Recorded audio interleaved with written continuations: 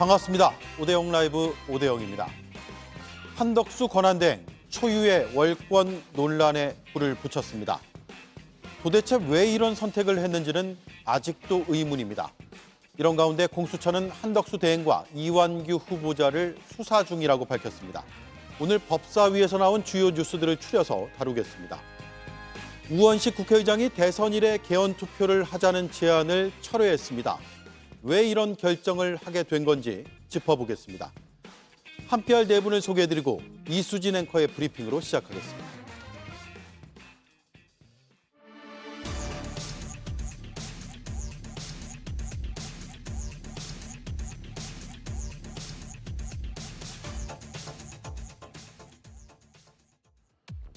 헌법재판관으로 지명된 이완규 법제처장이 오늘 법사위에 출석했습니다. 이번 지명에 윤심이 작용했는지 캐물었습니다. 언제 헌법재판관 내정 통보 누구로부터 받았습니까? 통보를 받은 것은 그저께 예? 받았고요. 그러니까 4월 7일이죠. 지금 보면은요, 3월 24일 날 한덕수 대행은 헌법재판소에 의거해서 대행으로 복귀를 했고, 3월 25일 날 이완구 처장은 충청남도 천안시 동남구 봉명동에 근저당권 설정을 깔끔하게 정리를 했어요. 그거는 그때 의원의 일치입니까? 말씀드리는 이것은 한덕수 대행이 복귀하자마자 윤석열로부터 지시를 받고 이완규 법제처장을 헌법재판관으로 내정했고, 그러니까 25일 날 이렇게 근저당 설정권을 깔끔하게 정리했다라고 저는 보는데, 이건 뭐예요? 답변 드릴까요? 그거는 제가 그 3년 만기로 대출을 받았던 그 대출금인데 그 대출이 만기가 됐습니다. 한덕수 대행이 복귀한 바로 그 다음 날 이완규 처장이 근저당을 정리한 걸 보면 지명될 걸 훨씬 더 미리 알았고 시기상 윤석열 전 대통령이 개입했을 가능성이 높아 보인다는 겁니다. 이완규 처장은 경찰과 공수처에 내란 방조 피의자 신분으로 입건이 돼 있는데요. 이에 대한 질문도 이어졌습니다. 조사를 해서 만약에 기소가 되면 헌법재판관이 재판받으러 다니는 상황이 될 수도 있는 거잖아요. 그럴 경우 어떻게 하시겠습니까? 그래서 저는 절대 그건 기소 사안이 아니기 때문에 기소되지 않을 거라고 생각합니다. 아니 그건 본인이 판단이 아니라 수사기관에서 판단하는 문제죠. 이 자리에서 오동훈 공수처장은 수사 상황에 대해 언급을 자제하면서도 한덕수 대행과 이완규 처장이 수사 대상임을 분명히 했습니다. 네, 12.3 얘기를 탄핵 심판 선고 이후에 많이 안 하게 될 걸로 많은 분들이 생각을 했는데 다시 뜨거워지는 것 같습니다. 안가회동의 주요 멤버로 알려져 있고 또 대통령, 전직 대통령이죠. 파면된 전직 대통령의 최측근 인사를 헌법재판관 후보자로 지명을 했기 때문입니다. 성치훈, 김윤영 위원님, 한덕수 대행은 초유의 월권을 한 겁니까? 아닙니까? 먼저 말씀하시죠. 월권이죠. 그리고 솔직히 참담합니다. 저는 지난 금요일 날 대한민국의 국가 원수이자 행정부의 수반이 헌법재판소로부터 헌법을 유린했다는 판결을 받았습니다. 예. 그로부터 물과 며칠 지나지도 않아서 행정부의 2인자인 한덕수 권한대행이 또다시 지금 헌법을 유린하고 있는 것이거든요. 이런 행위를 보고 있는 것 자체가 너무 참담하다는 말씀을 드리고 싶고, 한덕수 권한대행의 독단적 결정일 거라고 보는 사람은 아무도 없을 겁니다. 이완규 법제처장 자체가 윤석열 대통령과 오랜 친분을 갖고 있었고, 그리고 윤석열 정부에서 요직을 맡았기 때문에 이거는 누가 봐도 윤석열 대통령이 임명한 것이다, 지명한 것이다라고밖에 볼 수 없죠. 예. 그렇다면 이게 심각한 문제인 게, 그렇다면은 지금 4월 7일 날 통보를 받았다고 하지만 본인이 미리 알았을 가능성도 매우 높게 점쳐지는 상황이고, 대통령실에서 보통 인사를 지명을 한 다음에 통보를 할 때는 그 이전에 뭐 민정수석실이나 이쪽에서 거의 한 최소 2주 정도의 검증 기간을 거치게 됩니다. 그러면은 윤석열 대통령이 사실상 직무정지돼 있던 기간 동안 한덕수 권한대행에게 인사검증을 요구하고 지명을 하라라고 전 명령을 내린 거라고 충분하게 유추할 수 있다고 생각하거든요. 그렇다면은 대한민국의 헌법에서 말하고 있는 헌법재판관 9명, 우리 삼권 분립인 나라니까 입법부가 3명 추천하고 행정부가 3명 추천하고 사법부가 3명 추천하는 이것을 이제 완벽하게 깨게 되는 겁니다. 사실상 지금 윤석열 대통령, 이 전 대통령이죠. 민간인입니다. 저는 한덕수 권한대행의 공식적인 것은 한덕수 권한대행이 지명하고 임명했다고 되겠지만 역사에서는 최초로 헌정사상 최초로 헌법재판관 2인을 민간인이 임명한 사례로 전 기록될 거라고 봅니다. 그렇기 예. 때문에 헌법이 유린되는 사례가 다시 한번 일주일도 안 된 상황에서 추가되는 거라서 참 참담한 심정을 감출 수가 없습니다. 예, 파면된 대통령이 지명했을 가능성이 있다. 그게 사실이라면 이건 정치적인 문제 제기가 아니라 수사를 해야 될 사안으로 보이는데 잠시 뒤에 또 짚어보죠. 월권입니까 아닙니까? 월권이보다는 고육지체계로 저는 보는 게 맞을 것 같습니다. 물론 뭐 문제가 없다는 점만 말씀드리기 어렵겠지만 지금 헌재가 만약에 4월 달이면 2명의 재판관 임기가 만료가 됩니다. 그러면 7인 체제가 됐었을 때 과연 헌법재판소가 제 기능을 발휘할 수 있냐는 문제가 있거든요. 7인 체제가 됐었을 때 만약에 2명만 어떤 법률에 대해서 위헌 법률이라든지 헌법소원에서 반대 입장을 밝혔을 때 사실상 결정을 못하는 상황이 되기 때문에 헌법재판소가 마비되는 상황을 또 야기될 수 있습니다. 6월 3일까지 대통령 선거가 끝나고 나서 그 이후에 당선된 대통령이 헌법재판관의 인선에 대해서 선정을 하고 그리고 인사청문회까지 절차를 걸치면 사실상 헌법재판소는 4개월 이상 또 마비가 되는 상황이거든요. 그런 점에서 한덕수 권한대행께서 고육지책 방식으로 헌법재판관을 임명한 게 아닌가 저는 그렇게 보고 있습니다. 고육지책이다. 오늘 법사위에선 야당 중심으로 이완규 법제처장에 대한 사퇴 요구가 빗발쳤습니다. 들어보겠습니다. 용기 있게 후보 처분해 주겠어. 나는 임명을 수락하지 않고 사퇴하겠다 하는 말씀을 용기가 있어요. 저는 권한대행께서 결정한 것을 존중할 따름입니다. 그것이 그만 좀 하십시다. 윤석열 대통령의 친구가 아닙니다. 그래도 최소한 법조인의 길을 닫고 윤석열 대통령의 최측근으로서 대통령의 성공을 위해서 일했다고 하면 본인이 친구 화면된 윤석열을 돕는 일을 안 하는 일이 수용하지 않고 사퇴해 주는 거예요. 6년간 헌법재판관에서 우리나라 헌법재판소를 망치지 말고 결단해 주시기 바랍니다. 말씀해 보세요. 말씀해 보세요. 의원님께서 말씀하신 내용은 잘 참고하겠습니다. 예, 김보엽 위원님. 예. 일각에서 표현하는 헌재 알박기입니까 아닙니까? 헌재 알박기입니다. 이거는 오래전부터 저는 기획됐다고 보는데요. 그걸 한번 보면 좋겠습니다. 오늘 동아일보 사면 기사 제목이 재밌었습니다. 이완규 계엄 다음 날 윤과 안가 모임 피의자로 조사받아. 그러니까 그 대통령이 사용하는 안가에 당시 이완규, 이상민 등 대통령의 친구, 대통령의 인맥, 검찰 등등으로 엮인 사람들 4명이 모였잖아요. 예. 안가는 국무위원들이라고 해도 함부로 사용할 수 없습니다. 안가의 존재 이유는 대통령이 누군가를 은밀히 만나거나 보안을 필요로 하는 만남일 때 쓰는 공간입니다. 청와대와 이어져 있는 삼청동 안가여서 당시에도 윤석열이 그 모임에 당연히 참석했을 것이다 라는 의혹은 많았었죠. 그런데 동아일보는 오늘 윤과 안가 모임 이렇게 딱 박아서 썼더라고요. 네, 기사 내용에 보면 윤석열이 그 자리에 참석했다 이런 내용은 없습니다. 여기에서 무엇이 결정됐을까? 저는 이 자리에서 굉장히 큰 그림, 이른바 빅피처, 그랜드 플랜이 이 자리에서 논의가 됐을 겁니다. 비상계엄 바로 다음 날이요. 예, 윤석열이 사고는 쳤고 비상계엄 선포는 했는데 국회에 의해서 바로 비상계엄 해제가 되지 않았습니까? 그 자리에서 내란 수계임을 피할 수는 없을 거고 내란 수계 윤석열 구하기 프로젝트가 여기에서 논의가 됐을 거고 일단 구속은 피할 수는 없을 거다. 하지만 온갖 법기술, 절차에 딴지를 걸면서 구속을 늦춘다. 1차 구속을 늦춘다. 구속되더라도 합법을 가장한 탈옥을 시킨다. 헌재는 4월 18일 2명이 퇴임할 때까지 결정을 늦춘다.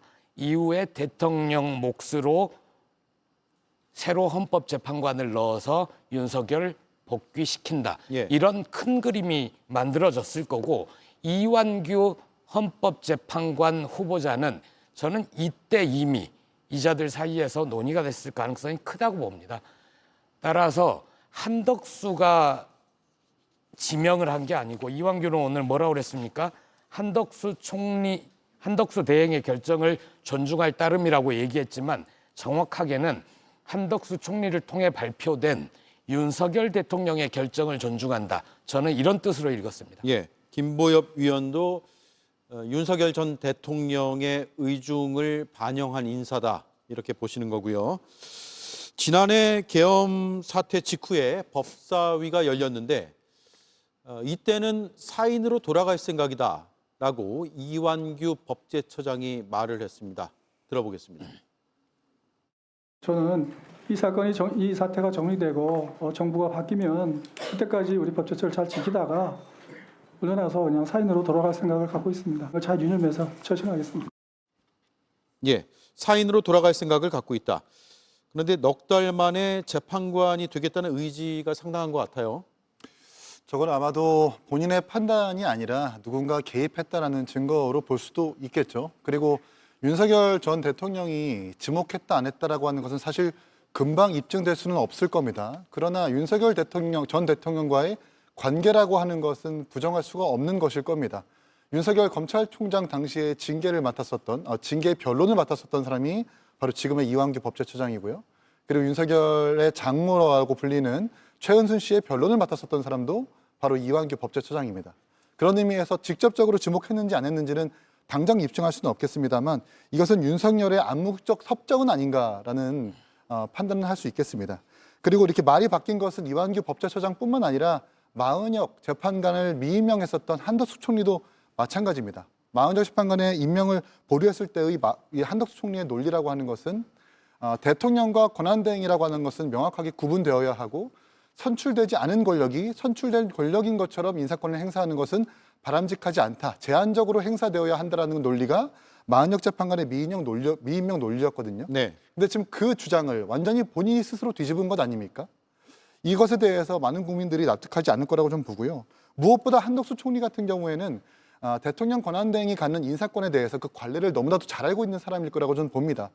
지금까지 대통령 권한대행이라고 하는 사람들은 헌법재판관뿐만 아니라 국무위원, 장관의 임명조차도 사실 꺼린 것이 사실입니다. 그것은 왜겠습니까? 선출되지 않은 권력이 선출된 권력인 것처럼 인사권을 행사한다고 하는 것은 결국 국민들의 선출권, 국민들의 선거권을 침해하는 결과까지 이어질 수 있기 때문에 한덕수 총리는 이것을 모르지 않았을 텐데 왜 이런 무리수를 드느냐 저희가 생각을 해봤을 때 제가 2시간 전에 방송 들어오기 전에 이른바 TV조선과 연동되어 있는 보수 유튜버의 한 단독 보도를 봤는데 한덕수 총리가 그 밀접한 인사와 통화를 하면서 조기 대선 관련해 가지고 추대 출마론에 대해서 부정하지 않는다라는 인터뷰를 했다고 합니다. 추대 출마론, 그렇습니다. 자신에 대한. 그렇습니다. 예. 그러니까 추대하면 모를까라는 밀접한 인사의 인터뷰를 해당 유튜버가 소개를 해주더라고요. 지금 흔히 언론에서 보도되고 있는 출마론에서 선을 긋고 있는 것과는 명확하게 다르죠. 이런 것들을 미루어 봤을 때 한덕수 총리가 이렇게 무리하게 임명을 하는 이유는 아마도 정치적 발판을 마련하겠다라는 그런 이유가 아닐까라는 추측을 조심스럽게 해봅니다. 예. 한덕수 대행이 왜 이런 무리수를 뒀느냐는 건 잠시 뒤에 계속 토론을 해보죠. 왜냐하면 내부는 다 여의도에서 많은 이야기들을 듣고 오셨기 때문이죠. 민주당이 오늘 지난해 12월 국회 추천 몫의 헌법재판관 3명에 대해서 한덕수 대행이 임명을 거부했던 그 말을 소환해서 이 처장에게 되물었습니다. 이렇게 답을 했습니다. 대통령 권한 대행은 헌법기관 임명을 포함한 대통령의 중대한 고유 권한을 자제하는 것이 우리 헌법과 법률의 일관된 정신이라고 저는 생각하거든요. 동의하십니까? 이완규 처장님, 제 이 말에 동의하십니까? 일반적으로 그렇게 해서 이제 여러 가지 논란이 있습니다만 뭐 그렇게 해석하는 분들도 있고 다만 이제 전체적인 견해를 보면은 제 말이 아니라 한덕수 대통령 권한대행 겸 국무총리께서 2024년 12월 26일 날 한 발언입니다. 통일을 동의를 하는 거기 못하는 그 발언을 한 한덕수 대행이 임명한 본인은 뭐가 되는 거예요? 그러면 어쨌든 그 존재 이유가 뭐예요? 한대행께서는 이제 여러 가지 됐습니다. 특별적인 상황을 가지고 판단하시는 됐습니다. 걸로 알겠습니다. 자, 얘기를 해보죠. 한덕수 대행은 왜 이런 판단을 내렸을까? 성치윤 의원님. 그러니까 본인들의 의지가 담긴 게 아니고요. 그러니까 본인의 말을 이렇게 호떡 뒤집듯 뒤집는 그 행위로 인해서 국민들에게 느껴지는 부끄러움보다 윤석열 전 대통령에 대한 충성심이 더 중요한 사람들인 거죠. 충성심이다. 충성심 때문에 부끄러움을 덮어버릴 정도의 충성심 때문에 이런 행동을 했다고 생각을 하고요. 심지어 파면된 대통령입니다. 고위공직자라면 국민들에게 충성을 해야 되는 것인데 파면된 대통령, 심지어 내란 혐의 재판까지 받고 있는 대통령에게 충성하기 위해서 이렇게 헌법을 유린하는 것이다라고 저는 생각을 하고요. 사실 헌법과 법률에 모든 걸 담아낼 수는 없어요. 그러니까 권한대행이 됐을 때 이러이러한 거를 하고 이러이러한 거는 하면 안 된다라고 법률에 다 담아놓을 수는 없습니다. 근데 이렇게 고위공직자라는 사람들이 본인들의 입맛에 따라 본인들의 상황에 따라 이현령, 비현령식으로 본인들에게 유리하게 해석을 해버린다? 그러면 사회의 신뢰가 다 무너지는 것이고 헌법소의 위치가 다 무너지는 것이기 때문에 그러면 모든 것을 다 한 줄 한 줄 다 담을 수밖에 없습니다. 사실 국회 추천 몫에 대해서 임명하지 않은 행위도 아니 법에 당장 임명하라, 즉시 임명하라, 며칠 내로 임명하라 이게 없기 때문에 안 한다라고 버티지 않았습니까? 그렇게 되면 그건 지금까지 수십 년간 그게 문제가 안 됐던 이유는 당연히 관례적으로 헌법 정신에 따라서 당장 임명을 했기 때문에 문제가 안 됐던 것인데 당장이란 두 글자가 없다고 난 임명하지 않겠다라고 했다가 이제는 또 해석을 달리하면서 이거는 권한대행이 할 수 있다. 권한대행은 모든 걸 할 수 있다. 이런 식으로 해석을 해버리면 앞으로 대한민국의 헌법을 어떻게 해석하고 어떻게 지켜나갈 수 있겠습니까? 저는 갑자기 2017년 황교안 권한대행이 좀 떠오릅니다. 그 당시 저는 황교안 권한대행이 매우 부적절한 행위나 이런 것들도 많이 했다고 생각하는데 지금 한덕수 권한대행을 보니까 황교안 권한대행이 훨씬 낫습니다. 그래도 황교안 권한대행은 그때는 대법원장 추천 몫의 헌법재판관을 임명했지만 대통령 몫의 헌법재판관이 공석이 됐을 때 임명하지 않았거든요. 이런 당연한 행위를 아이고 그래도 이 사람은 좀 나았네라고 판단할 정도로 한덕수 권한대행이 지금 권한대행이나 대한민국 헌법의 가치를 권위를 신의를 아주 무너뜨리고 있다. 저는 그렇게 봅니다. 예, 한덕수 대행은 왜? 라는 질문에 윤 전 대통령에 대한 충성심 때문일 것이다 말씀하셨고요. 앞서 고육지책이다라고 했는데 당에서는 어떤 분석들이나 의견들이 나오고 있죠? 당에서는 우선 대통령이 직무정지가 된 상태와 거리가 된 상태는 다르게 해석할 여지가 충분히 있다고 사고와 거리는 다르다. 그렇습니다. 그렇기 때문에 지금은 거리된 상황이기 때문에 한덕수 권한대행께서 그 활동할 수 있는 누릴 수 있는 범위가 더 크다고 지금 보고 있는 상황이고요. 저희가 만약에 지금 이런 상황이 헌법재판관 임명이 아니라 전쟁이나 진짜 초유의 상황에서 그럼 거리된 상황에서의 권한대행은 어디까지 범위를 활용할 수 있는지에 대해서 저희가 논의도 해봐야 됩니다. 법에 없고 헌법에 명시 안 되는 점 지적하셨는데요. 그렇다고 해서 전례를 따지기에는 지금 전례가 없는 초유의 상황이지 않습니까? 그런 상황에서는 지금 한덕수 권한대행이 어쨌든 하는 거에 대해서는 지금 저희가 어떤 전례가 없는 상황에서는 여야 선출된 권력이 합의해가지고 뭔가 놔주는 게 제일 좋지만 지금 정치 상황이 양극화된 상황에서 합의가 전혀 되고 있지 않는 상황이지 않습니까? 그렇기 때문에 합의가 선출된 권력은 합의가 안 되고 있고 국정 운영은 계속 돼야 되는 상황에서 한덕수 총리의 권한대행의 고육지책이었다는 점을 다시 말씀드리겠습니다. 예. 탄핵 소추로 인해서 직무가 정지된 사고 상태가 아니라 아예 탄핵이 돼버렸기 때문에 대통령이 없다.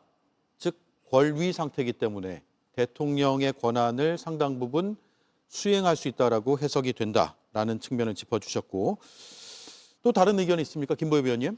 근데 그런 해석은 누가 하는 겁니까? 그러니까 대통령이 권위될 때와 대통령이 직무 정지가 될 때 대통령 권한대행이라는 자의 권한이 달라지는 건 아니잖아요. 권한대행 글자 네 글자가 사라지는 게 아니잖아요.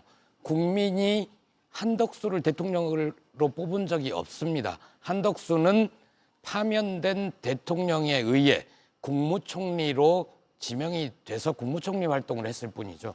따라서 윤석열이 있을 때와 잠시 직무 정지 상태일 때와 윤석열이 파면됐을 때 대통령 권한대행의 권력의 크기가 달라진다라고 해석하는 거는 국민의힘의 지극히 자의적인 판단일 뿐이죠. 이거 가지고 헌법재판소 가서 그게 달라지는지 한번 보지요. 해석을 의뢰해 보죠. 예, 알겠습니다. 왜 라는 질문에 답을 안 해주셨습니다. 한덕수는 왜? 저는 뭐가 눈에 씌었다라고 봅니다. 내가 여기서 조금만 더 충성을 하면 그동안은 늘 2인자였는데 이제 난가? 이 양반도 난가병에 걸린 것 같고 그런데 결과는 다르게 나올 겁니다.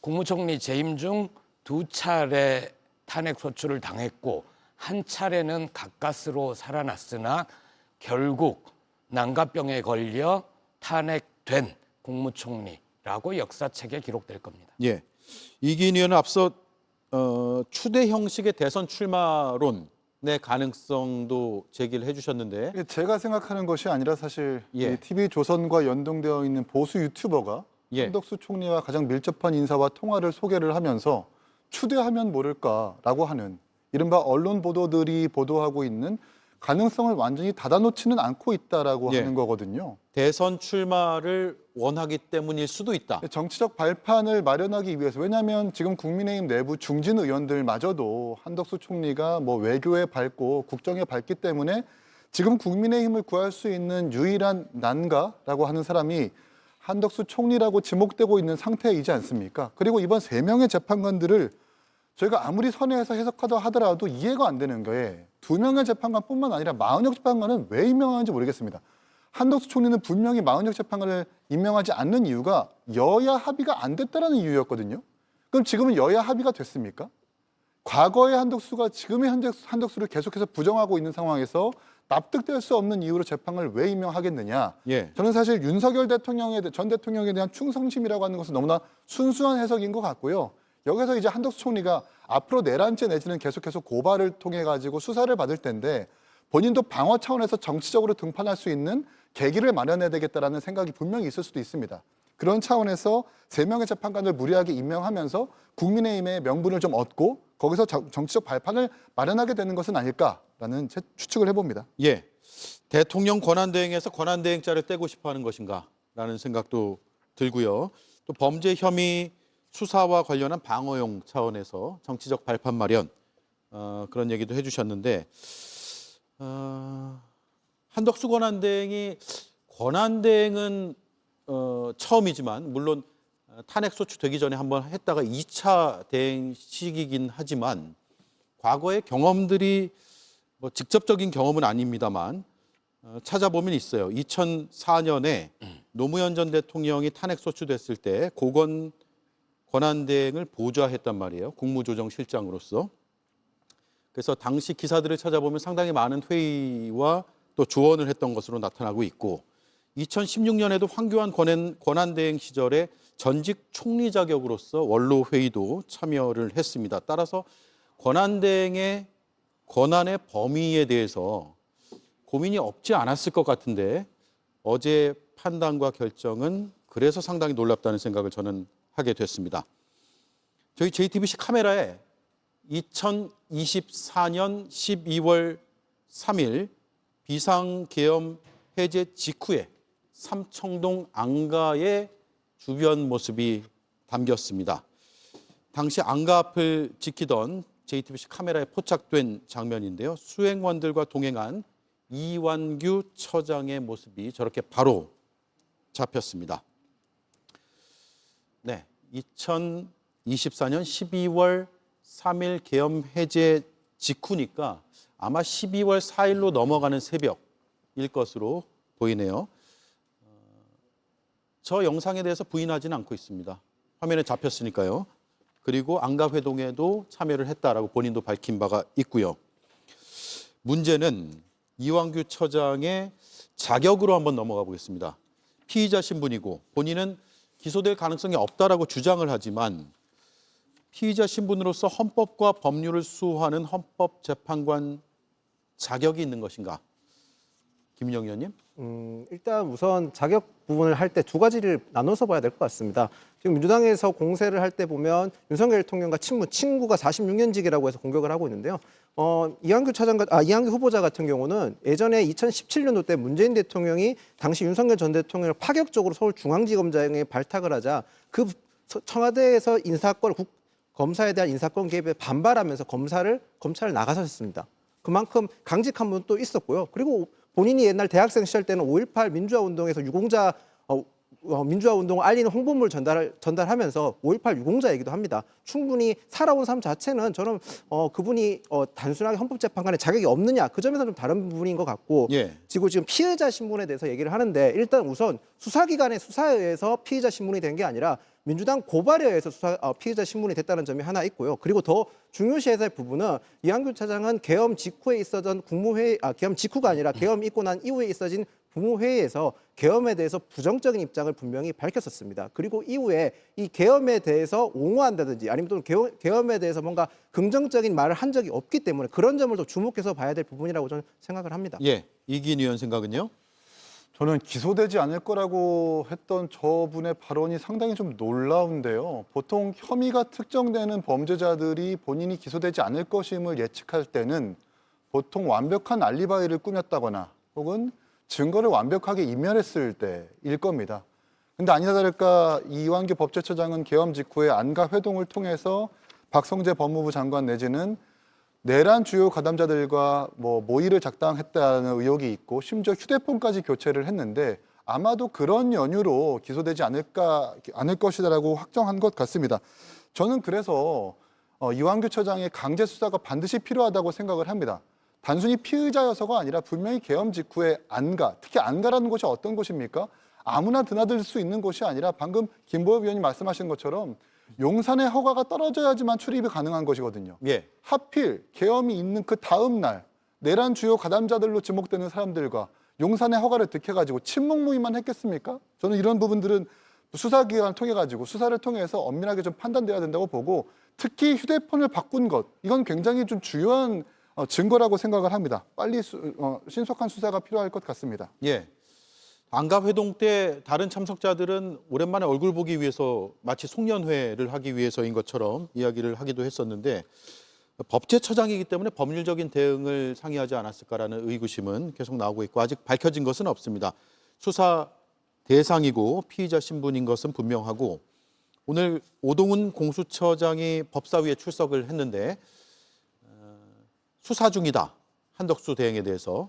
그리고 이 처장에 대해서도 수사 대상이라고 말했습니다. 들어보겠습니다. 윤석열 구속 안 시킵니까? 뭐 그런 부분에 대해서 직권남용 구속 안 시켜요? 지금 우리 수사는 하고 있는 그런 상황. 네, 좋습니다. 자, 그러면 내란에 지금 방금 말씀드린 재판 개입했던 한덕수, 내란 계속 옹호하고 있는 한덕수 구속 안 시킵니까? 그 부분에 대해서도 지금 수사 중인 사안이니까 자세히 말씀드릴 수는 없지만은 지금 수사 중입니다. 내란의 핵심 피의자 중 한 명은 이완규 법제처장 구속 안 시킵니까? 지금 저 자리에 앉아 있는 게 맞습니까? 한번 말씀해 보십시오. 지금 고발 진정 사건 제기되어 있어서 저희들의 수사 대상인 상임을 알려드립니다. 예, 성치훈 김보엽 의원께 같은 질문을 드릴게요. 앞서 이 처장은 기소될 사안은 아니다라고 본인 생각을 얘기했는데 수사가 지금 본격적으로 진행이 안 된 상태에서 기소될 사안은 아닌 것 같다.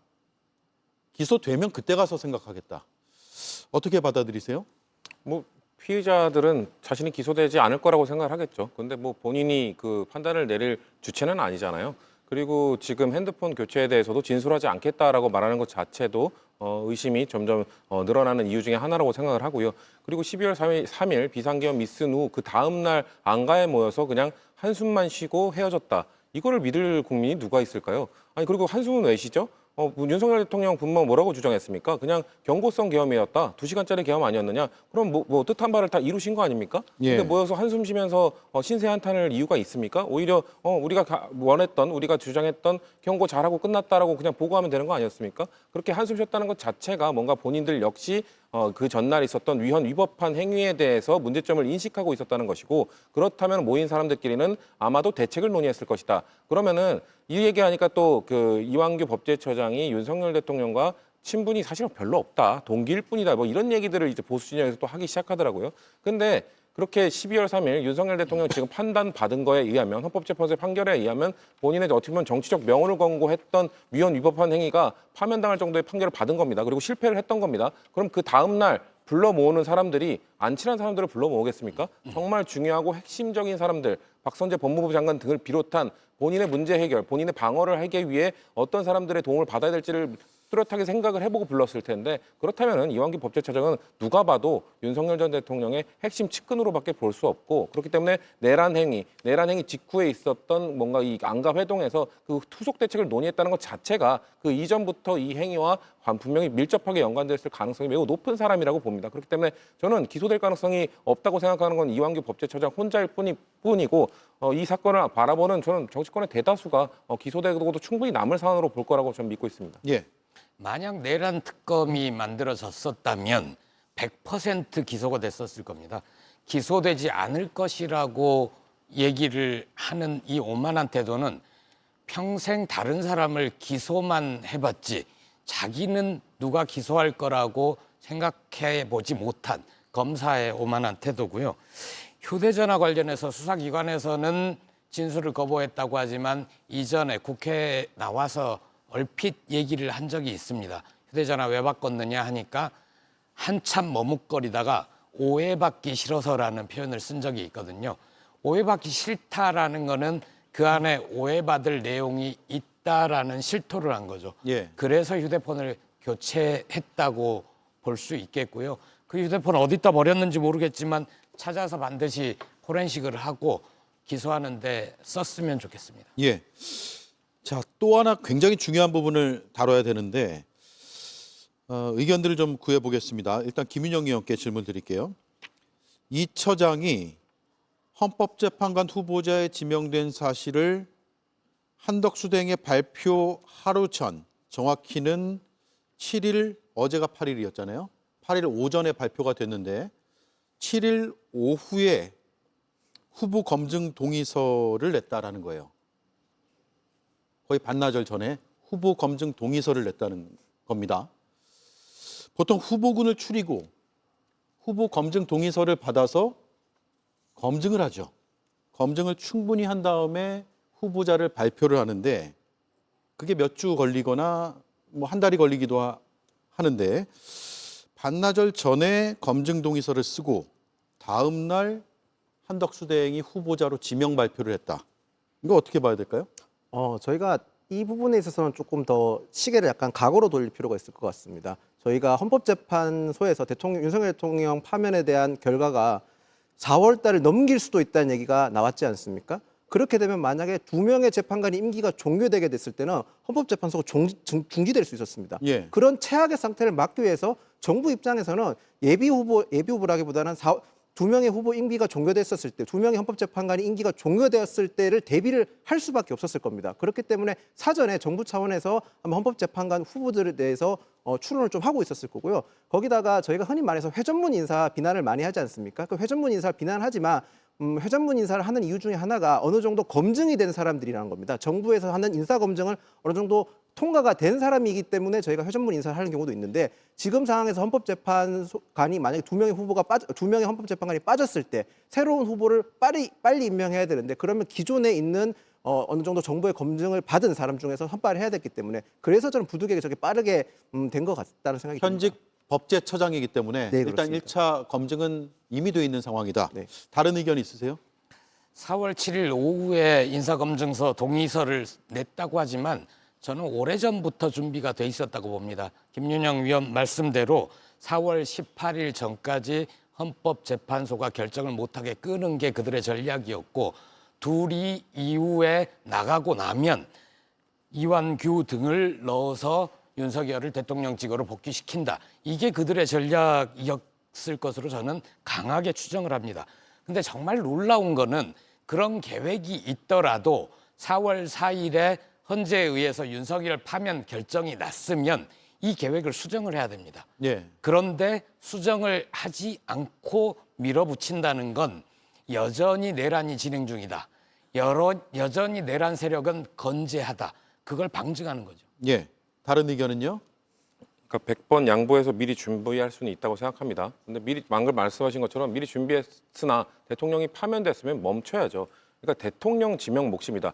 헌법에서 헌법재판관 3인은 대통령이 지명하도록 헌법의 가치를 정해놓은 겁니다. 근데 지금 대한민국에 대통령이 있나요? 대통령이 없는 상황입니다. 대통령이 없는 상황에서 그것을 왜 권한대행이 이거를 지명을 해야 되는 것이죠. 아까 국가 위기 상황일 때 뭐 전시가 이렇게 뭐 만약에 그런 위기가 상황이 발생했을 때 권한대행이 그런 역할을 할 수 있는 것 아니냐라고 말씀하셨는데 맞죠? 그렇게 위기 상황일 때만 적극적 역할을 수행해야 되는 것이고 평시에는 소극적 역할을 수행하는 것이 지금까지 수십 년 동안 지켜져 왔던 헌법의 가치인 겁니다. 근데 그걸 어긴 거잖아요. 적극적인 것뿐만 아니라 이거는 적극적인 게 넘어서서 헌법을 넘어서는 헌법을 초월하는 지금 행위를 하고 있는 것이기 때문에 이거는 미리 준비했었고 뭐 검증된 인물이다. 그리고 이완규 법제처장이 왜 검증된 인물이죠? 법제처장이 뭐 인사청문회나 이런 것들 통해서 충분히 검증받고 여야가 합의할 정도로 괜찮은 사람이다라는 동의를 받은 인물이었나요? 그때도 상당히 논란이 많았고 법제처장으로 재직하는 당시에도 논란이 많았던 사람입니다. 그 사람이 어떻게 검증된 사람이라고 말할 수 있는지 저는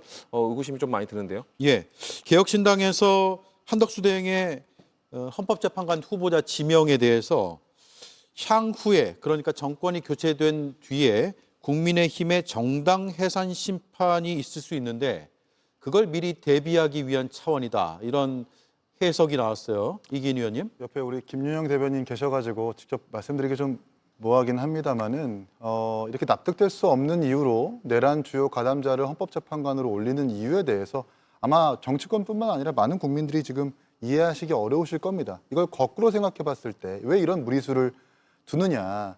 아마도 내란죄로 처벌을 받거나 수사를 받아서 아마 조기 대선 국면에서 정권 창출을 할 수 없는 국민의 입장에서는 다음 정권에서 법무부 장관이 정당 해산 심판을 청구했었을 때 이것을 막아야 될 소지가 있겠다. 그래서 사법부의 어떤 헌법재판소의 일부라도 국민의힘 내지는 현 윤석열 전 정부의 가장 논리와 가까운 사람을 임명을 해서 정당 해산 심판만큼은 막고 정당을 계속해서 유지해야 되겠구나라는 추측은 사실 어렵지 않은 것이거든요. 그리고 과거의 통합진보당 해산 사례에서도 볼 수 있듯이 윤석열 대통령을 제명하지 않았다라는 이유로 정당 해산이 됐다라는 사유도 분명히 인정이 됐습니다.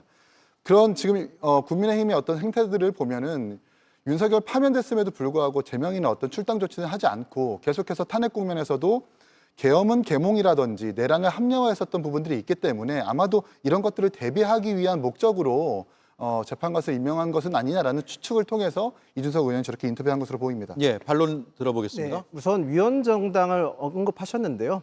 국민의힘은 당시 한동훈 전 대표가 가장 먼저 계엄에 반대했었고 계엄을 앞장서서 막았습니다. 위원정당이 성립할 수가 없다고 생각을 합니다.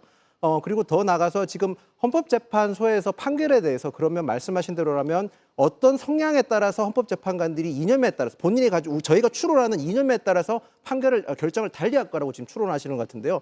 저희가 이번 헌법재판소 윤석열 대통령 파면 결과를 받지 않습니까? 예. 당시 결정문을 쓴 건 정영식 재판관이었습니다. 윤석열 대통령이 임명했던 정영식 재판관이 결정문을 쓰셨고요. 그 결정문에 대해서는 우리 모두가 완벽하게 만족하는 결정문이었고 납득하는 결정문이었습니다. 거기다 헌법재판관들 정도 되시는 분들에 대해서 어떤 성향을 가지고 얘기하는 건 전 대단히 부적절하다고 생각을 합니다.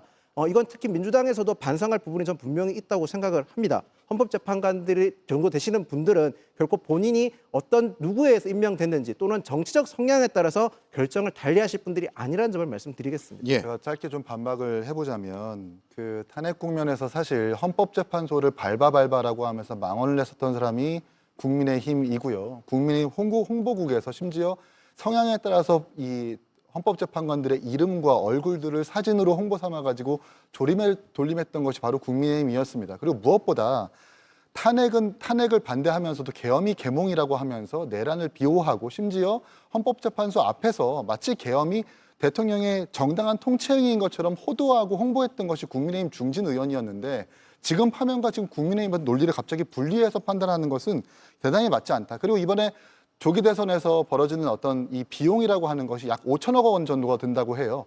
이런 것만 보더라도 지금 이 국민의힘은 반성과 통일한 어떤 사과도 없는 상태이기 때문에 심적으로 아마 많은 국민들께서는 정당이 해산되어도 쓰다 그 정도 해도 괜찮다라고 생각하실 겁니다. 그럼에도 불구하고 이렇게 계속 반박만 하시는 어떤 대변인 어떤 행태가 저는 이해를 할 수가 없는 부분입니다. 예. 짧게 저도 반복드리자면 헌법재판고 가는들의 성향에 따라서 비난했는 거 국민의힘에 대해서 비난하실 수 있습니다. 저는 이 부분에 있어서는 여야 정치권 모두가 비난받고 비판받아야 될 부분이 있다고 생각합니다.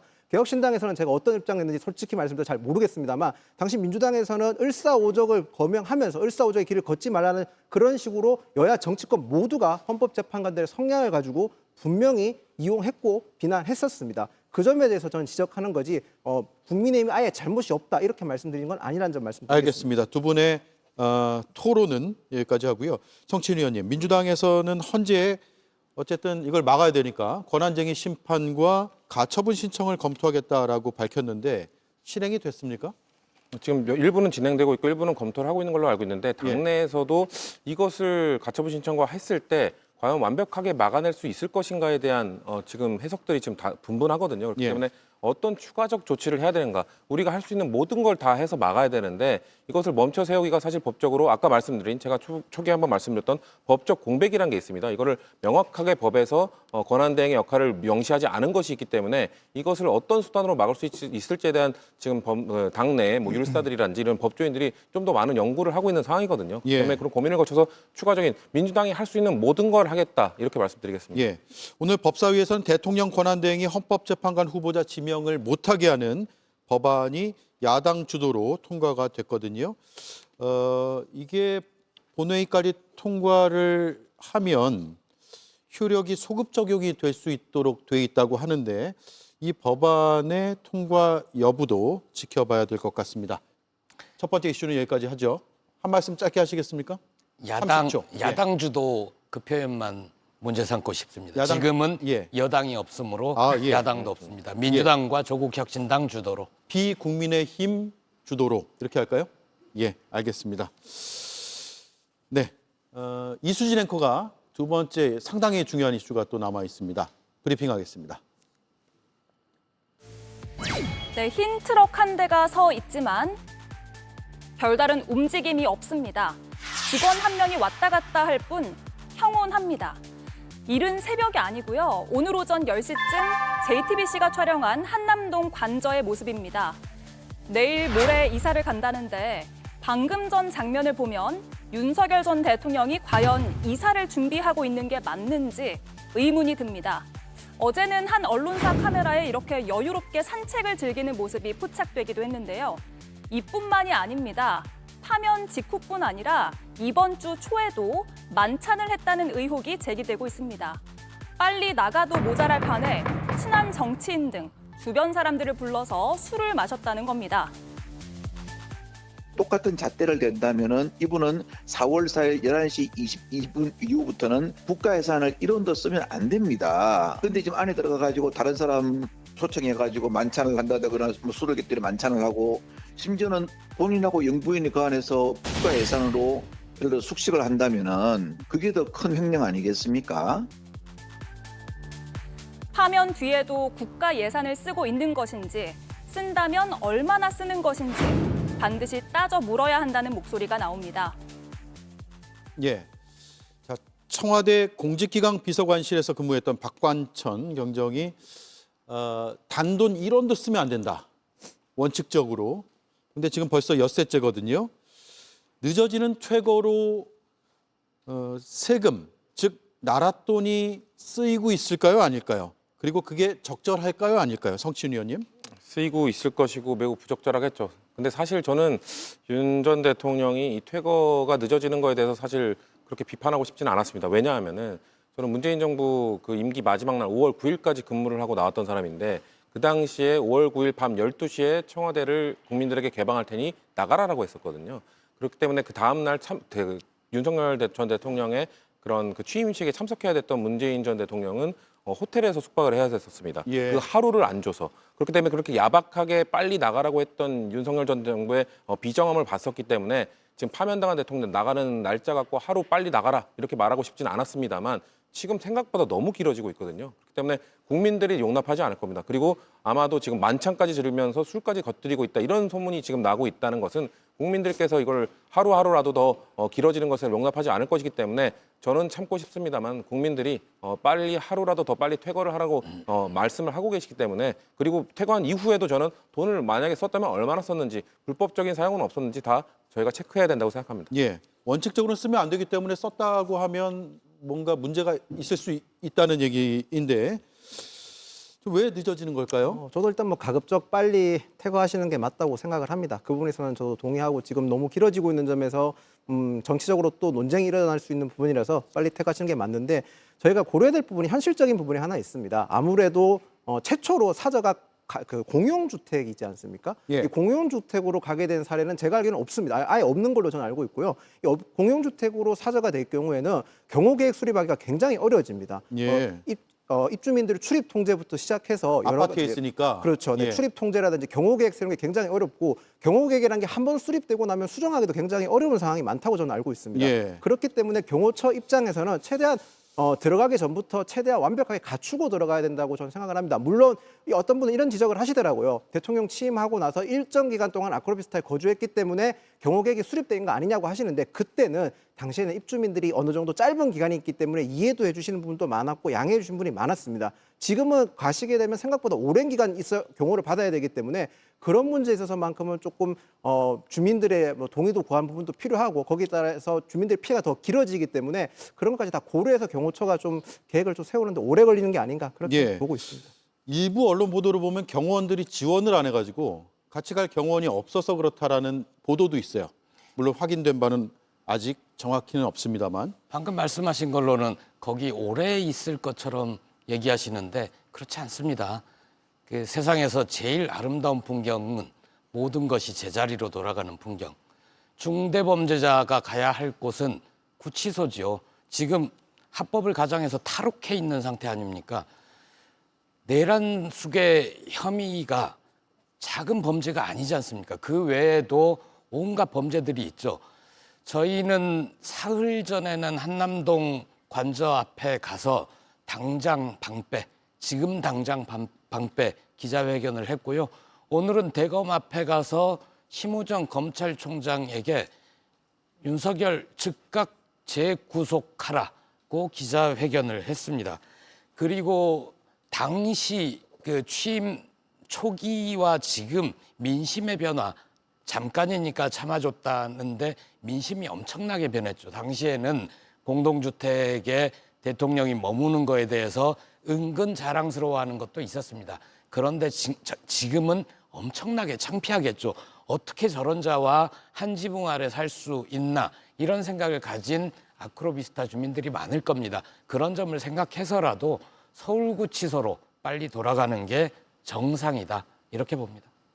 예.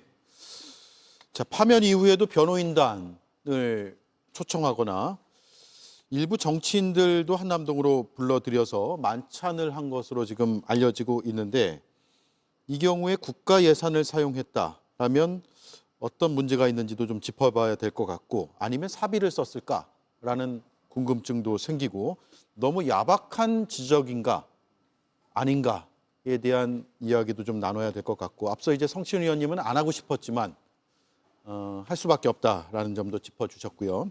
이긴현 생각은 어때요? 글쎄요, 좀 야박하다라는 평가를 저희가 해야 될까요? 사실 국민들 손에 의해서 선출된 대통령이 정당성을 부여받고 또 시민들의 혈세로 관절을 제공받았다면 마땅히 쓰는 게 맞죠. 그런데 지금 파면된 대통령 아닙니까? 그리고 개인 윤석열이 파면된 게 아니라 대통령 윤석열이 파면됐습니다. 그렇다고 한다면 1원이라도 혈세가 낭비되는 것을 알고 짐작할 수 있다면 본인이 빨리 나가야죠. 그게 맞죠. 그러니까 박근혜 대통령도 파면된 이후에 이틀 만에 나간 거고요. 방금 성치훈 대변인 말씀하신 것처럼 그렇게 국민의힘에서 청와대로 옮기겠다고 용산으로 옮기겠다고 했을 때 얼마나 많이 채근하고 독촉했습니까? 그래서 문재인 전 대통령은 호텔에서 숙식하는 것을 마다하지 않았는데 어떤 경호처의 계획 수립까지 우리가 관대하게 기다려주면서 해야 되는 겁니까? 그리고 무엇보다 관저는 사실 누군가를 불러가지고 배달 음식을 시켜 먹을 수 있는 사적 공간이 아니지 않습니까? 그걸 어떻게 윤석열 대통령이 개인 비용으로 지출했겠습니까? 아무리 생각해도 아마 시민들의 혈세가 들어갔을 것이고 그것이 확인된다면 무조건 횡령으로 간주하고 전부 다 다시 회수해야 된다는 주장을 하고 싶고요. 무엇보다 관저 안에서는 국가적인 여러 정보가 다뤄지는 공간일 겁니다. 그런 공간에 파면된 대통령, 즉 자연인이 아직까지 하루 계속 있다라고 하는 것은 자연인에게 국가 정보를 노출한다는 것과 다름이 없기 때문에 빨리 속히 퇴거해야 된다는 말씀을 드리고 싶습니다. 예. 마지막으로 경호처에서 조금 전 입장이 나왔네요. 물론 만찬 여부라든가 아니면 혈세 세금 사용 여부에 대해서는 내용이 없고 박 박관천 전 청와대 행정관이 오늘 오전에 MBC 뉴스에 출연해서 했던 발언 중에 일부를 반박을 했습니다. 경호처 및 경호 시스템에 대한 부정확하고 근거 없는 허위 사실 유포를 삼가하고 경호처 명예를 훼손하는 언행을 중단할 것을 엄중히 당부한다라는 입장을 냈습니다. 조국혁신당에 들어온 제보에 따르면 김성훈 경호차장이 예. 특활비를 가져와라, 특활비를 좀 써야 되겠다, 이런 식의 무리한 요구를 많이 하고 있다고 합니다. 김성훈 차장이요. 경호차장, 예. 경호차장이요. 예. 누구에게요? 경호처 예산을 집행하는 쪽이겠죠. 특수활동비는 사실 용처를 밝히지 않아도 되는 돈이기 그렇습니다. 때문에 그걸 끌어다 쓰겠다. 예. 그래서 그러면 안 된다는 내부의 반발이 있다고 합니다. 그러면 경호처 직원들은 반발하고 그렇습니다. 대통령의 호위무사라고 불리는 김성훈 차장은 특활비를 가져와라 예. 라고 얘기하고 있다. 예. 특활비는 나라 돈이죠. 그렇습니다. 예, 국민 세금이고요. 그 제보는 일단 조국 혁신당에 들어온 제보 정도로 말씀을 드리고 예. 좀 진전된 내용이 있으면 오대영 라이브를 통해서 독점 공개해 주시길 바라겠습니다. 그러겠습니다. 예, 답까지 기다렸습니다. 네, 여기까지 듣죠. 네 분 수고 많으셨습니다.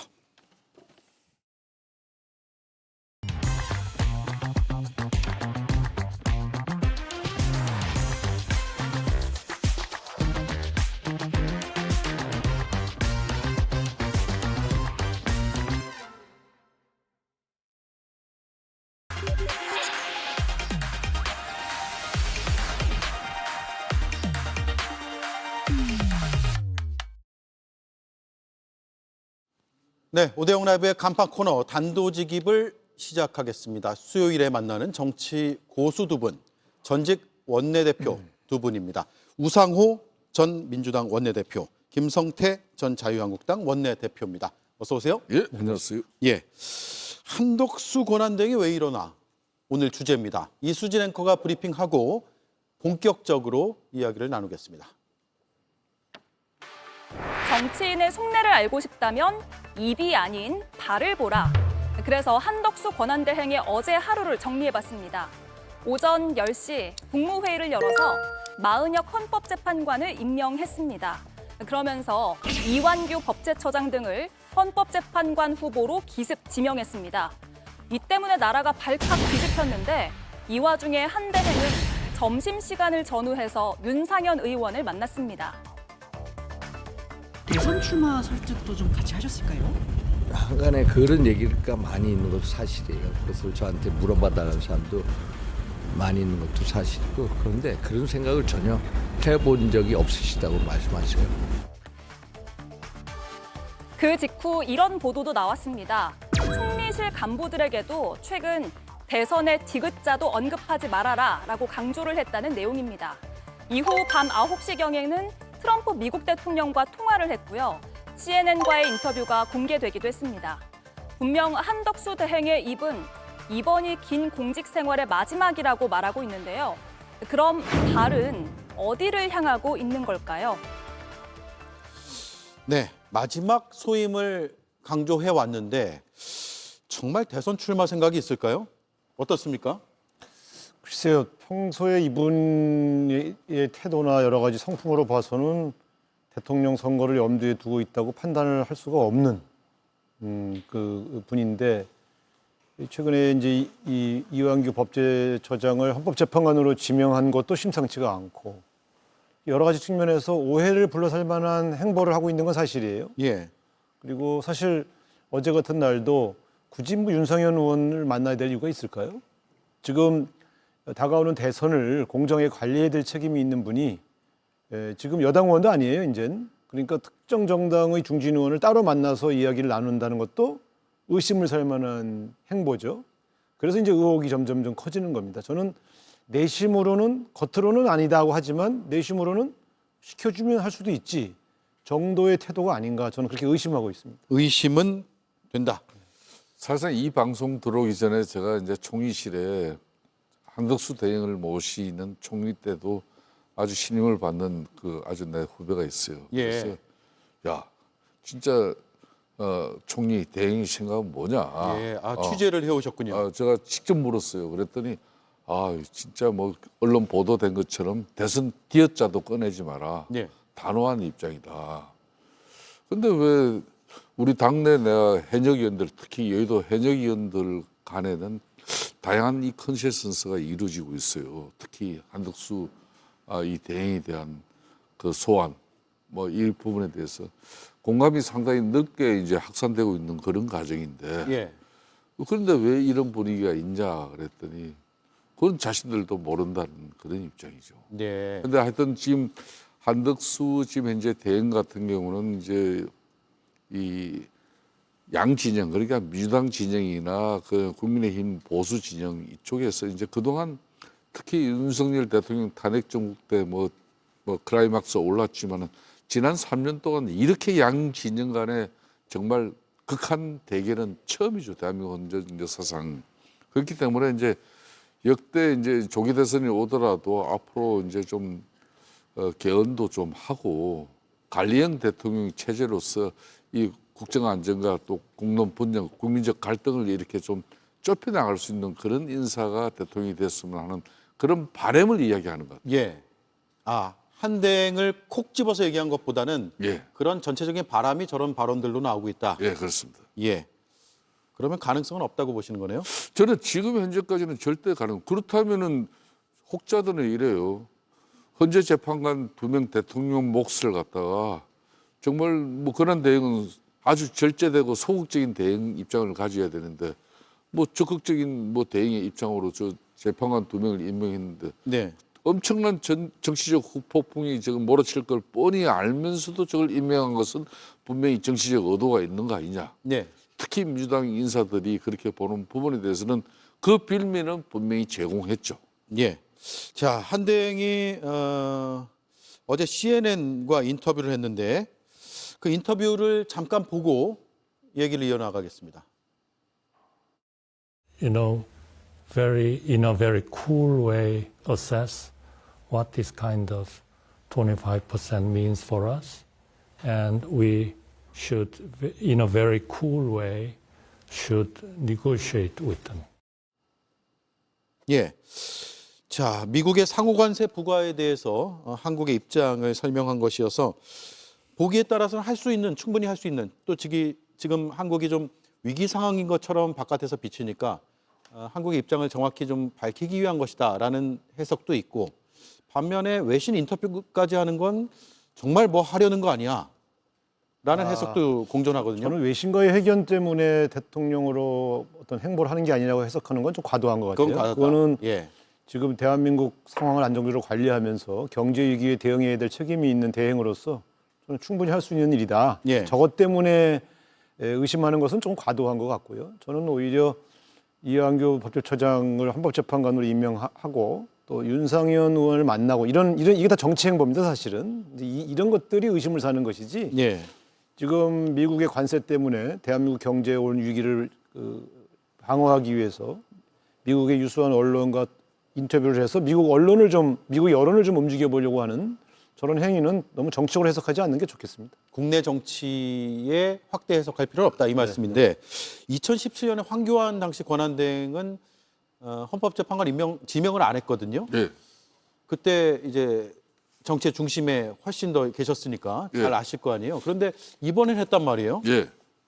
근데 2017년 박근혜 대통령 탄핵 이후에 한교안 이제 권한 대행이 그때 이제 양승수 이제 쉽게 말하면 대법원장 임명 몫을 임명은 했어요. 그 대신 그 이후에 대통령 몫이 권한 대행으로 이제 임명할 수도 있지만 그 부분은 자신이 이제 그때 이제 조기 대선 날짜가 얼마 남지 않았었어요. 그런 상황이기 때문에 그까지는 본인이 절제된 그런 상황이 있었죠. 예. 그렇지만은 지금 이제 한덕수 대행 같은 경우 지금 이제 상호 관세 문제 해결을 가지고 저렇게 유창한 영어로 미국 그것도 CNN 기자하고 저렇게 인터뷰가 되지 않습니까?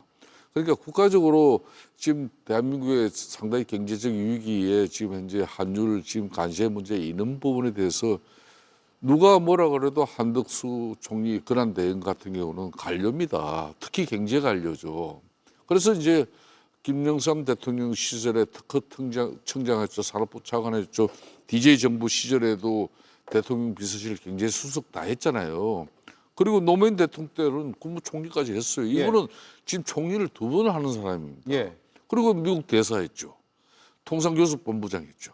그렇기 때문에 이 위기에 이분을 잘 활용해서 우리가 그것도 국회에서 제1당인 민주당이 활용해야 되는 것이지 이분을 의심하고 이분이 또 대선 주자로 설 수 있기 때문에 지금 엄청나게 사실상 한덕수 지금 대행의 정치적 체급을 키워주고 있는 사람이 민주당입니다. 지금. 예. 요 며칠 공간이. 그런데 그거는 이런 거예요. 실제로 이제 우리가 볼 때는 이분이 공정한 대선 관리에만 집중하고 그리고 또 지금 당면한 통상 문제에 집중하고 있으면 민주당이 뭐라고 할 이유가 없죠. 오히려 도와주죠.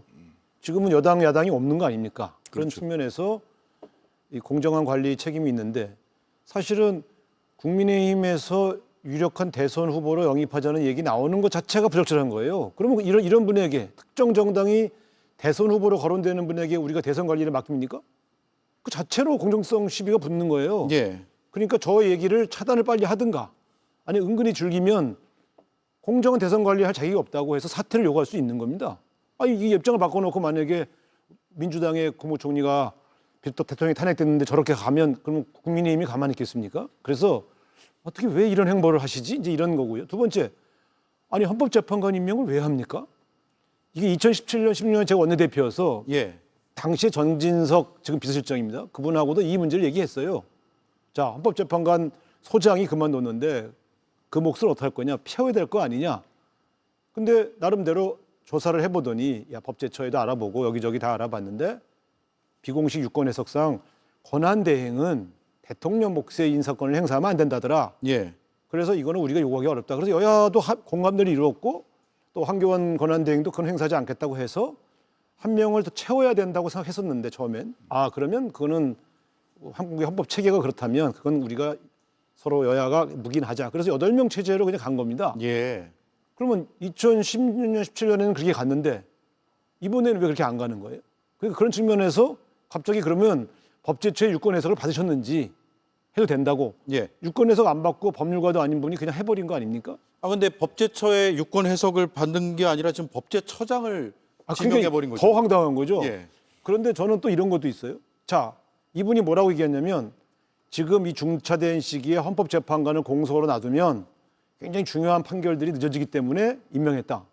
아니, 그건 저는 어이가 없어요. 그럼 지난번에 왜 3명의 헌법재판관 임명을 안 하고 공석으로 놔뒀던 겁니까?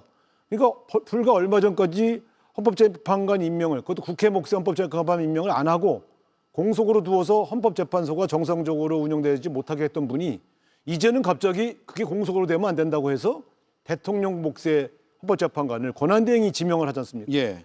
아니 얘기가 자꾸 바뀌잖아요. 예. 그러니까 우리가 볼 땐 그때는 왜 공백을 방치하고 그래서 그것 때문에 탄핵을 당했던 분이 이제는 또 왜 다 채워야 된다고 그러는 거예요. 도대체. 예. 그러니까 이게 이렇게 앞뒤가 안 맞는 행위, 비정상적인 행위를 할 때는 뭐 다른 의도가 있는 거 아닌가라고 의심할 수밖에 없다. 그래서 적어도 이번에 이 헌법재판관 지명 문제 이것은 원상태로 돌려놔야 됩니다.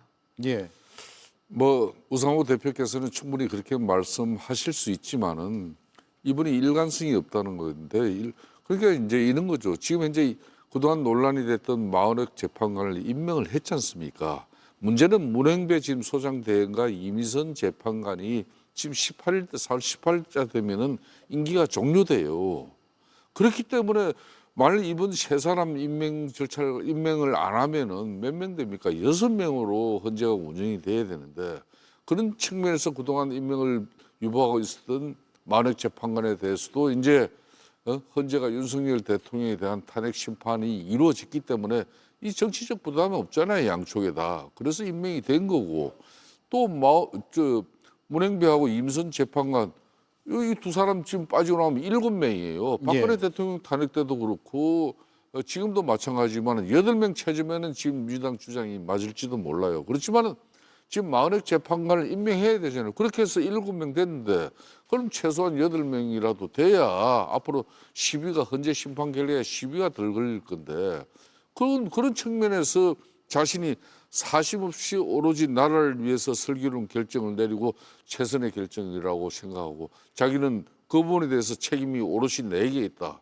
이렇게 하는 사람한테 그걸 자꾸 정치적으로 지금 현재 왜 이 시기에 그럼 마흔에 임명한 거는 괜찮고 그거는 또 두 사람은 안 되고 이런 식으로 가면 안 아니죠. 된다는 그건 국회 몫이니까 국회 몫은 당연히 권한 대행이 지명할 수 있어요. 근데 대통령 몫은 후임 대통령이 지명하게 놔둬야지 그거를 왜 자기가 대통령이냔 말이에요. 그러니까 그런 측면에서 보면 저는 그러니까 헌법학자들 입장에서도 소극적이고 절제된 대행의 입장이면은 임명을 하면 안 되는 것이고 적극적인 그러니까 대통령이 파면되지 않은 상태에서 그걸 하면 안 돼요. 그러니까 대통령이 파면됐기 때문에 그런 대응으로서 완전한 대통령의 직무 대행이 된 겁니다. 그래서 적극적인 입장으로 이제 전환한 건데 2017년도에는 문제는 제가 이제 민주당 주장에 왜 해필이면 그 말은 그러면은 현재 재판관 후보들 많을 건데 거기에 왜 이완규라는 사람이냐.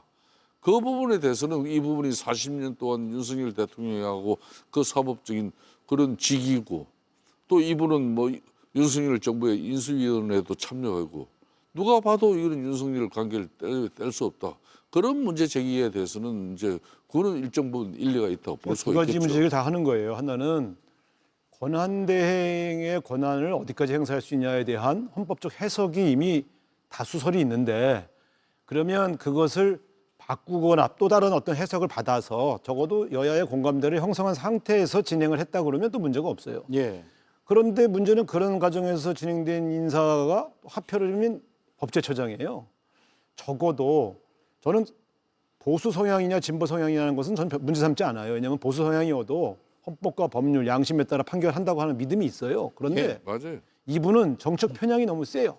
성향의 문제가 아니고 정치적 편향. 그러니까 특정 대통령의 내각에서 법제처장을 했잖아요. 근데 그분이 파면당했단 말이에요. 그러면 적어도 앞으로 6년을 끌고 갈 헌법재판관의 자격은 없는 거예요. 그냥 법제처장을 마지막 공직으로 삼고 끝냈어야 돼요. 예. 근데 이런 분을 지명을 해버리면 많은 국민들이 아니 이건 윤석열 대리인이 들어왔네? 이렇게 생각할 게 뻔한데 하고 많은 법조인 중에 왜 이런 분을 지명을 하냐 이거예요. 그러니까 이분을 지명하면 그런 문제가 있을 거라는 걸 전혀 모를 수 없는 분이에요. 이분 대단히 정치적으로 판단력이 뛰어난 분입니다. 예. 그러면 설사 윤석열 대통령이 전화를 했거나 아니면 민정수석실에서 추천을 했더라도 이 사람은 권리자라고 역할을 했어야죠. 예. 헌법재판소법을 보면 헌법재판관의 이제 자격 중에 대통령 후보가 당선되게 돕기 위한 목적으로 자문이나 고문 활동, 즉 캠프 활동을 하는 것은 금한다. 즉 대통령을 위해서 선거를 같이 치른 사람은 안 된다라고 명시가 돼 있어요. 그런데 3년이 경과하지 아니한 사람으로 돼 있더라고요. 근데 공교롭게도 3년은 조금 넘었어요. 대선에서. 그 자격은 살짝 회복은 된 것 같은데 여러 그 정치적인 해석과 자격 논란은 계속 되는 것 같습니다. 시간이 없어서 이 이슈는 여기까지 하고요. 또 하나 왜를 물을 수밖에 없는 이슈가 하나 있습니다. 우원식 의장인데요. 대선일에 개헌 투표를 동시에 하자라고 제안을 했는데 오늘 철회했습니다. 사흘 만이거든요. 왜 그랬을까요?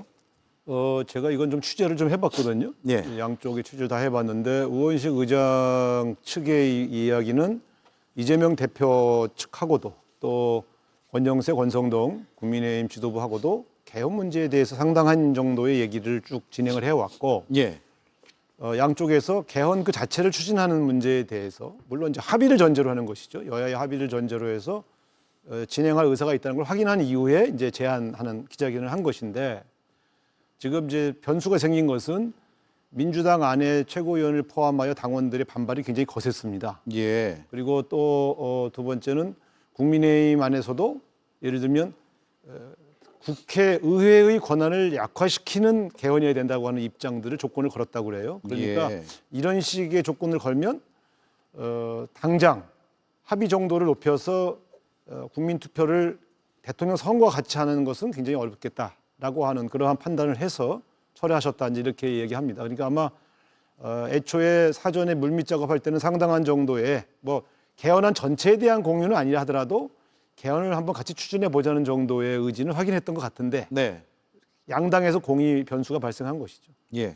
양당 지도부 차원에서는 어쨌든 공감되는 큰 틀에서는 있었지만 내부에서 목소리가 나오는 세부 목소리들은 좀 이견이 컸고 그래서 쉽지 않았다. 여기에 한덕수 대행의 헌법재판관 지명 문제도 오늘 이유로 하나 제기를 했더라고요. 그렇습니다. 한덕수 대행이 지금 현재 재판관을 갖다가 대통령 몫을 임명하면서 이제 우원식 의장의 지금 현재 이 조기 대선에서 개헌하고 같이 함께하자는 이 주장이 실질적으로 출구가 돼버렸죠. 예. 그 출구를 정말 지금 상당히 우원식 국회의장 입장에서는 어렵고 상당히 난처한 입장이었는데 그것도 친정 민주당에서 원식적인 공격을 지금 뭐 마다하지 않고 특히 이재명 대표 측근 인사들은 뭐 아주 뭐 정말 무차별한 그런 국회의장에 대한 폭격을 했죠. 예. 뭐 그것 때문에 의회주의자인 우원식 의장이 이 개헌의 의지를 꺾은 건 아니고 다만 이게 이제 조기 대선 정국이니까 이게 60일도 안 되는 이 조기 대선 정국에서 여야 간의 합의를 또 이뤄가지고 실질적으로 뭐 아주 합의된 내용만 제한적으로 개헌을 한다 하더라도 그게 쉽지가 않은 거죠. 87 체제 그러니까 대통령 직선제를 그때 쟁취해내는 그런 개헌 같은 경우도 여야 합의에 의해서 해도 4개월 걸렸거든요. 예. 그러니까 사실상 시간적으로 물리적으로는 사실상 어려운 문제였어요. 그런데 이걸 뭔가 탈출구를 만들어야 되는데 그 탈출구를 한덕수 대행이 지금 현재 재판관 임명 강행하니까 국회에서부터 이 현재 재판관 청문회 수용하지 않겠다. 이제 그걸 걷어차버리는 거죠. 예. 그렇게 함으로써 민주당에게 이재명 대표 중심의 이 강성 지금 현재 반발 세력들을 무마하는 그런 계기가 됐어요. 뭐 조금 우원식 의장께서 뭐 뻘쭘해진 것은 사실이지만은 이거는 뭐 이 당 저당의 정치적 유불리를 떠나가지고 이번 조기 대선 전국에서 선출되는 그런 각 당 후보들이 대국민 개헌 약속은 필히 우원식 국회의장과 해가지고 예. 이거는 풀어야 될 문제입니다. 애초부터 저는 뭐 다른 방송에서도 애초에 개헌 문제가 조금씩 나올 때도 제가 제 그런 입장을 밝혔는데 그 2017년에도 대통령이 탄핵되고 나니까 이 제왕적 대통령제의 문제다 그래갖고 개헌 논의가 굉장히 막 본물터지게 나왔거든요. 예. 그래서 정세균 우장 직속 산하의 개헌 특위를 만들어서 논의를 해봤는데 사실은 많은 사람들이 대통령 후보들만 합의하면 된다 이렇게 말씀들 하시지만 그렇지 않습니다. 개헌 논의는 국회에서 200석 이상의 의원들이 찬성해 줘야 되는데 그때 진행된 논의를 제가 옆에서 지켜보니까 국회의원들 사이에서도 합의가 안 돼요. 굉장히 특히 권력구조 문제는 굉장히 다양한 그 논의가 진행되고요. 진보 정당에 소속된 분들은 선거구제 개편에 목을 매요. 예. 이게 굉장히 복합적인 함수가 있어가지고 이게 그냥 짧은 기간에 논의되기 어렵다. 그래서 저는 처음부터 아니 이게 탄핵 파면이 확정되고 나면 60일밖에 남지 않았고 각 당이 대선 경선과 본선 준비에 여념이 없을 텐데 어느 세월에 개헌에 대한 합의를 해서 대선 투표와 함께한단 말인가? 이게 비현실적이다. 저는 애초부터 이건 현실성이 없다 그래서 반대했거든요. 그래서 저는 이제 다만 개헌 논의를 공론화했다는 데에 그냥 의미를 부여하고 예. 차분하게 한 2년 논의해서 다음 지방선거 때 여야가 합의된 내용들부터 우선적으로 통과시키는 개헌 예. 약속을 소위 말하면 양쪽의 후보들이 공약을 하는 것으로 대선 공약을 내세우고 그렇게 하는 것이 바람직하다. 예. 그래서 사실은 이제 논의를 시작하면 되지 대선 이후에 예. 대선 전에 합의해서 통과시키는 건 불가능합니다. 예. 우원식 의장이 개헌을 강조를 했는데 역설적으로 개헌의 지금 동력을 떨어뜨리는 거 아닌가? 그게 이제 라는 생각도 들어요. 그렇게 민주당 무산시키는 입장에서 지금 이제 각급 여론조사를 통해서 윤석열 대통령 파면 이후에 어떻게 보면은 이재명 대표의 그 용상이 바로 눈앞에 보이는데 예. 그러면은 이제 국민의힘 입장에서는 뭐 지금 후보도 많고 저 언제 저 후보가 교통정리돼 가지고 자신의 이미지가 비춰지고 자신의 정책과 비전이 국민들에게 읽혀져서 이재명 대표를 상대해서 이긴다는 게 이게 참 어려운 길이에요. 그런데 원식 국회의장이 어느 날 그냥 이 동시 개헌 대선 대통령 투표하고 개헌을 같이 하자. 이거 얼마나 좋은 호재입니까? 한마디로 이재명 대표를 덮을 수 있는 호재였거든요. 우리 입장에서는. 예. 그럼에도 불구하고 이거는 시간은 정치적으로는 부족했습니다. 그런데 우원식 국회의장이 바로 동시 투표 문제를 갖다 거기 들고 나오는 것은 최소한 이재명 대표하고 일말의 상의 없이 그런 그 중차대 문제 개헌을 들고 나오지는 않았거든요. 그런데 이걸 당내 엄청난 반발이 있다고 해서 또 이재명 대표에 대해서 이 대선 조기 대선 국면에서 집중되지 않는 그런 문제가 있다고 해서 자당이 배출한 국회의장을 갖다가 그렇게 못쏠 사람으로 걷어차고 이거는 맞지 않아요. 알겠습니다. 민주당 입장에서도 이거는 좀 반성해야 이제 될 앞으로 때고. 이제 앞으로 차분하게 추진해 나가되 대선 전에는 개헌 논의는 중단하는 게 좋습니다. 알겠습니다. 자, 여기까지 듣죠. 수요일에 정치 고수 두 분 고맙습니다. 네.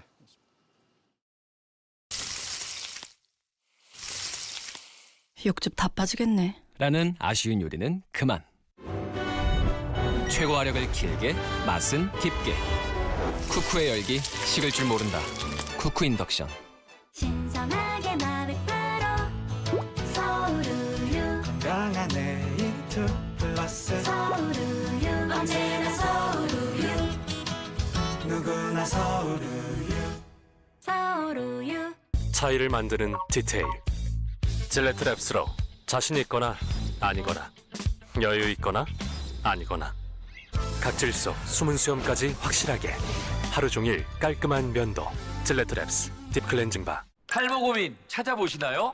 찾을 필요 있나요? 판시들이 있는데 덜 빠지니까 많이 찾죠? 굵어지니까 계속 찾죠? 풍성해지니까 10년 연속 판매위 덜 빠지게 굵어지게 남녀 모두 풍성하게 탈모엔 판시드 여자도 풍성. 관운의 대명사. 과거 관가에선 한덕수 대행을 이렇게 불렀다고 합니다. 그런데 최근엔 이런 수식어가 더 많이 붙는다고 합니다. 풀보다 먼저 눕는 사람. 6개 정부에서 고위 공직을 맡으며 읽었던 취임사와 이임사를 모두 찾아봤습니다. 키워드는 국민과 국가.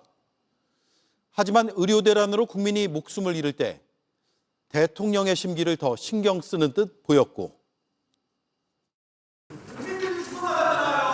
그거는 가짜 뉴스입니다. 가짜 뉴스예요. 죽어나가요? 어디에 죽어나갑니까? 국가에 대한 봉사를 강조했지만 국가의 틀인 헌법을 어겼다가 가까스로 돌아와 다시 헌법 위반 논란에 휩싸였습니다. 풀보다 빨리 눕는 사람. 왜 이 표현이 더 많이 쓰이는지 부연은 필요 없을 듯합니다. 앵커 한마디였습니다. 딸, 축 처지지 말고 몸도 좀 생각해. 말로는 다 할 수 없는 가족을 위한 마음. 이제 세라젬이 나설 차례. 우리 가족 척추관리 의료기기. 세라젬으로 집에서 쉽게. 세라젬. 롤모델. 신발들의 롤모델 휴올즈. 독보적인 기술력으로 앞서갑니다. 편안함과 스타일의 조화. 애들이 따라올 수 있을까? 편안한 신발의 롤모델 휴올즈. 뉴 다우니. 건조기를 사용하면 섬유유연제 향기가 사라진다고요? 깜짝 놀라실 거예요. 건조기 사용 후에도 향이 오래오래. 그래서 입는 순간까지 다우니 7일간 피어나는 향수. 다우니. 아침을 여유 있게, 점심을 자유롭게, 저녁을 의미 있게. 컴포트 이츠 이너프. 먹는 시간은 아껴도 먹는 건 아끼지 않아. 컴포트 이츠 이너프. 네, 예고를 하나 해드리겠습니다. 오늘 밤 10시 30분 시사토론 논쟁이 생방송으로 진행됩니다. 오늘 주제는 한덕수 초유의 월권 논란입니다. 박수현 더불어민주당 의원, 정성국 국민의힘 의원, 조갑재 TV 대표, 한민수 더불어민주당 의원이 토론석에 앉습니다. 제가 진행합니다. 오대영 라이브는 여기서 마치고 저는 10시 30분 생방송 논쟁에서 다시 찾아뵙겠습니다. 고맙습니다.